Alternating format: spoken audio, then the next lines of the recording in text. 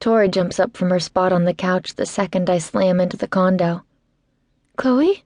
she asks, the look of expectation on her face turning to horror as my legs give out, and I tumble roughly to the ceramic tile of our entryway.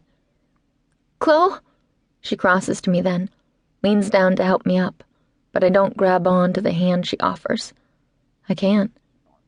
Everything hurts, and right now, just breathing is all I can handle.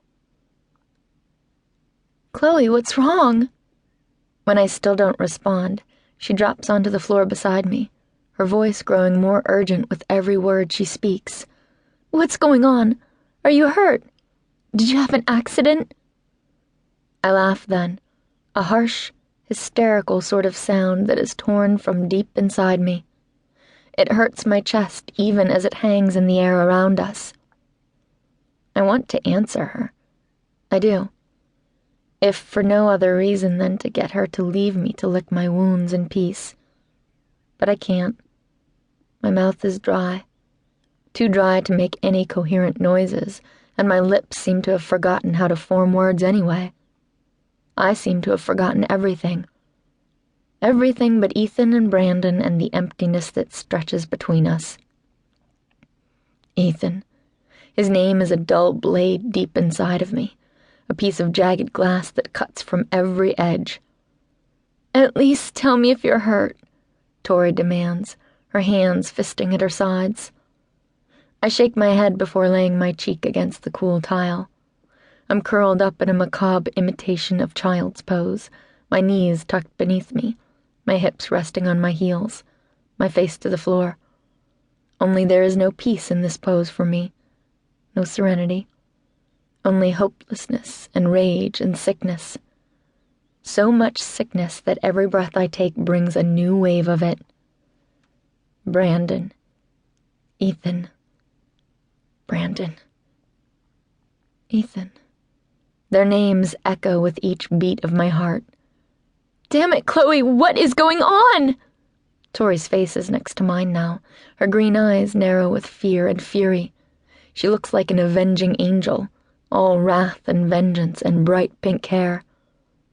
At another moment, I might appreciate her determined defense of me, but right now it just makes me tired. "What did Ethan Frost do to you?" she demands. Too much. He's done too much and not enough. He's ruined me all over again, and this time, I can't even say I didn't see it coming, because I did. Oh God, I did. At the very beginning, when I was fighting this thing between us, I'd known how it would end. I didn't imagine this. How could I have? But I'd known things wouldn't end like a Disney fairy tale. Not when my life is so much more Hans Christian Andersen.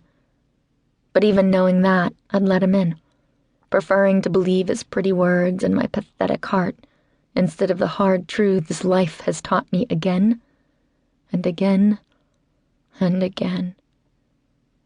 I'm paying for it now. Paying for my foolish optimism and even more foolish emotions. Part of me thinks it's no more than I deserve, and the rest of me is too destroyed to care. I'm fine. The words are low and gritty as I force them out of my too tight throat. Tori snorts. "Yeah, because that's totally what I think of when I look at you. Fine." She wraps one tattooed arm around my waist and grabs onto my wrist with her other hand. Before I know it, she's pulling me off the floor and into a warm, comforting hug. Comfort isn't her typical modus operandi. Her shell's a little too hard for that. So I figure I must look as bad as I feel. It's a frightening thought, since currently death feels like it would be a step up. Still, I squeeze my eyes shut and bury my face in the curve of her neck as the tears come, hot and inescapable. "It's okay, Chloe," she murmurs softly as she rocks me for long minutes. "You're okay." I'm not even close.